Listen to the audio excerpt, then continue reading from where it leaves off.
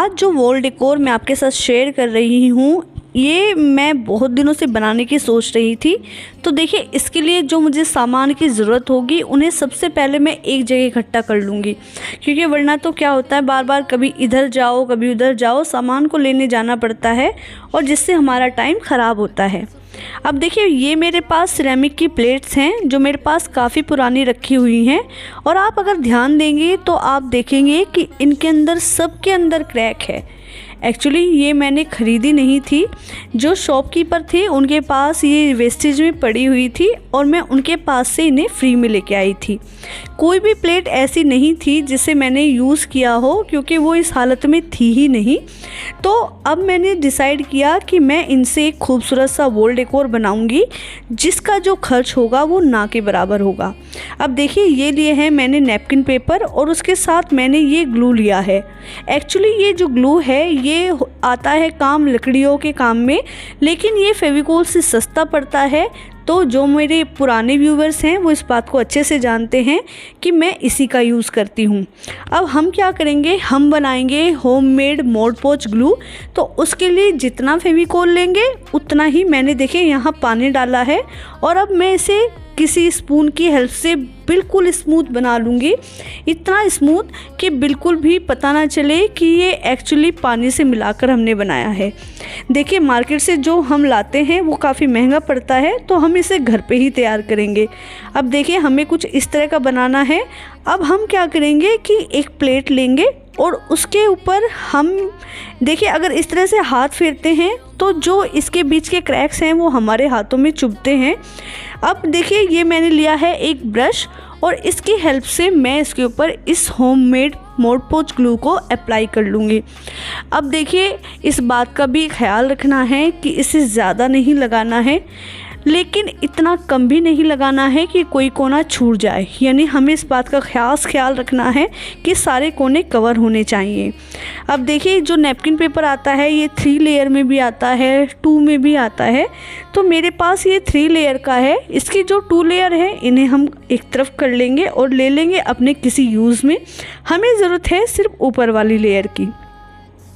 अब देखिए, जो ये पेपर होता है ये इतना बारीक होता है, तो जब हम इसे प्लेट के ऊपर इस तरह से पेस्ट करेंगे तो इस बात का खास ख्याल रखना है कि इसके बीच में रिंकल्स बिल्कुल नहीं पड़ने चाहिए। उसके लिए हम क्या करेंगे, हम इस तरह की एक ट्रांसपेरेंट शीट लेंगे, जिसकी हेल्प से हम इसे बिल्कुल धीरे धीरे इसके ऊपर अप्लाई करेंगे। इससे ये फ़ायदा होगा कि ट्रांसफ़र शीट क्योंकि बीच में लगी हुई है, तो हमारा जो नीचे का पेपर है वो बिल्कुल नहीं फटेगा। और हाथों को इतना सॉफ्ट रखना है कि जैसे हम किसी बच्चे के ऊपर हाथ फेर रहे हैं। और देखिए, अब इसके बाद ये बहुत अच्छे से पेस्ट भी हो जाती है और कहीं से फटेगी भी नहीं। अब बिल्कुल हल्के से पहले हमें बीच में इसे अच्छे से अप्लाई करना है, उसके बाद इसके कॉर्नर को करना है। अब इस जो पॉलीथीन है इसको हम अलग कर लेंगे, और देखिए, अब हमें इसके कोनों को भी अच्छे से, यानी चारों तरफ की जो किनारी है उसे भी अच्छे से इसके ऊपर पेस्ट करना है। तो हम क्या करेंगे, हम एक ब्रश में हल्का सा पानी लगाएंगे और देखिए इस तरह से हल्के हल्के हाथों से इस पेपर को, यानी जो एक्स्ट्रा नैपकिन पेपर है उसे अलग कर लेंगे। अगर मैं इसके पास ऊपर डिकोपाज करती तो देखिए, जो डिकोपाज पेपर आता है वो बहुत ज़्यादा कॉस्टली आता है, लेकिन मैं थोड़ा सा बिलीव करती हूँ कम खर्च में ज़्यादा खूबसूरती, तो इसीलिए मैंने यहाँ नैपकिन पेपर का यूज़ किया है। आप चाहें तो आप डिकोपाज का भी यूज़ कर सकते हैं अगर आपके पास वो अवेलेबल है तो। अब देखिए, इसके कोने को भी इस तरह से फेविकोल की हेल्प से हम अच्छे से पेस्ट कर लेंगे, और जो हमने ये होममेड मोड पोच ग्लू बनाया है इसे बीच में भी अप्लाई करेंगे, यानी एक पूरी लेयर हम इस नैपकिन पेपर के ऊपर इस तरह से अप्लाई करेंगे ताकि ये एकदम से वाटरप्रूफ हो जाए। और अब हम इसे छोड़ देंगे सूखने के लिए। इस तरह की मैंने बनाई है 7 प्लेट, और देखिए, एक प्लेट को मैं इस तरह का जो एक्रेलिक पेंट आता है उसका मैंने ऑरेंज कलर लिया है, इससे पेंट करूंगी। अब इस पे जब पेंट करते हैं तो एक कोट जब अच्छे से सूख जाए उसके बाद ही दूसरी कोट अप्लाई होती है। लेकिन देखिए क्योंकि इसका बेस वाइट था तो मुझे सिर्फ इसके ऊपर एक ही कोट करनी पड़ी और मैंने एक ही कोट में देखा कि ये काफ़ी शाइन कर रहा था। तो जो ये ऑरेंज कलर था इसकी सिर्फ मैंने एक कोट की है। और इस तरह का जो वॉल डेकोर है आप सिर्फ प्लेट से ही नहीं बल्कि आप चाहें तो इसकी जगह पर जो हमारा कार्डबोर्ड शीट आती है उसका भी यूज़ कर सकते हैं और उससे भी बना सकते हैं। और अगर आपको लगे कि एक बार का जो पेंट है ये काफ़ी नहीं है तो आप इसकी 2 लेयर भी कर सकते हैं। तो देखिए जिस तरह से मैंने ऑरेंज की एक प्लेट बनाई थी इसी तरह का मैंने ये थोड़ा सा डार्कर शेड है ग्रीन का वो यूज़ किया है। हम इसे इसके ऊपर अप्लाई करेंगे, यानी एक प्लेट हो गई हमारी ऑरेंज की और एक हो गई है अब हमारी ग्रीन की। अब जिस तरह से ग्रीन कलर की प्लेट को रेडी किया है सेम उसी तरीके से हम बनाएंगे एक और प्लेट, वो होगी येलो की।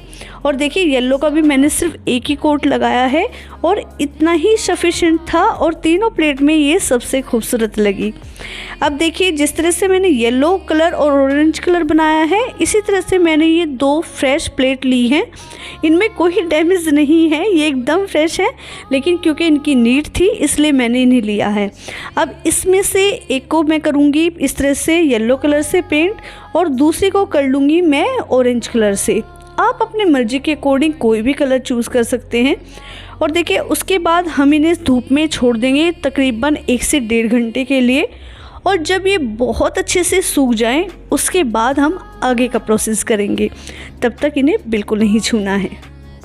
अब देखिए जब कलर अच्छे से सूख गया है यानी जो फेविकॉल हमने यूज़ किया था वो सब अच्छे से सूख गया है तो मैंने इसके ऊपर वार्निश कर ली है।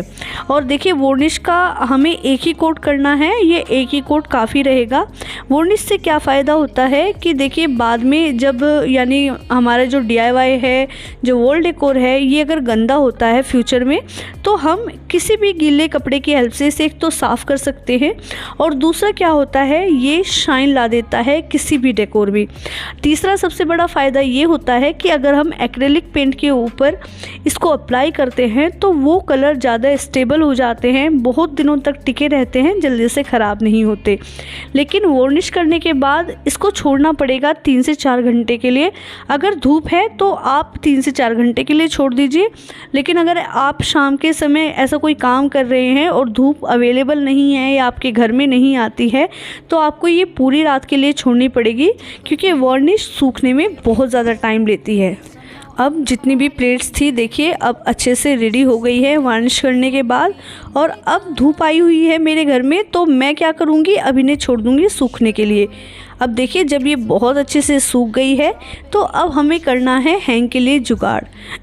देखिए जुगाड़ मैं इसलिए कह रही हूँ क्योंकि ये हैं सिरेमिक की प्लेट तो आप इसमें कोई कील वगैरह तो लगा नहीं सकते।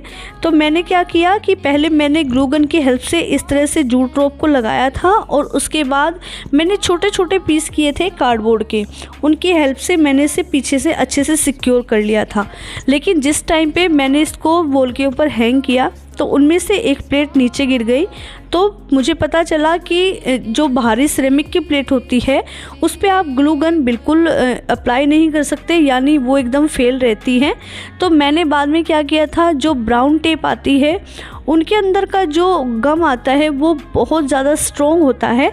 तो मैंने ये जितने भी कार्डबोर्ड के पीसेस इसके ऊपर लगाए थे मैंने नॉर्मली जूट रोप लगाई और उसके बाद मैंने क्या किया कि मैंने जो ब्राउन टेप थी उसे इसके ऊपर अप्लाई कर लिया, जो पैकिंग वगैरह में यूज़ होती है। बहुत अच्छे से काम करती है, बिल्कुल भी आपको निराशा नहीं होगी। आप उसे ज़रूर ट्राई कीजिएगा अगर इस तरह से कोई भारी चीज़ आप वॉल के ऊपर टंगाते हैं तो।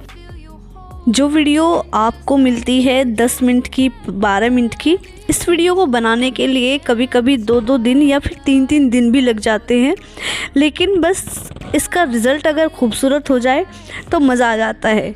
यानी अगर आपको वीडियो पसंद आ रही है तो लाइक ज़रूर कीजिएगा। समझ गए हो ना आप, मैं आपसे यही कहना चाह रही हूँ। तो देखिए कितना खूबसूरत सा हमारा वॉल डेकोर रेडी हो गया है। और अगर खर्च की बात करूँ तो मुश्किल से इसमें मेरा 100 रुपये का खर्च आया है। Here we go, but somehow I'm caught in the middle. Is this the end before we've even begun? Should I work against the flow? A drop in the ocean so endless, reaching for our moments miles above. I just need one. तो दोस्तों अब आपको पता ही होगा कि मैं आपसे क्या कहना चाहती हूँ। अगर आपको वीडियो पसंद आई है तो लाइक कीजिएगा, शेयर कीजिएगा और कमेंट करके मुझे ज़रूर बताइएगा वीडियो आपको कैसी लगी। अगर अभी तक मेरे चैनल को सब्सक्राइब नहीं किया है तो जल्दी से कर लीजिए, देर मत कीजिए और बहुत जल्दी मुलाकात होगी आपसे। तब तक अपना ढेर सारा ख्याल रखिए। Bye bye.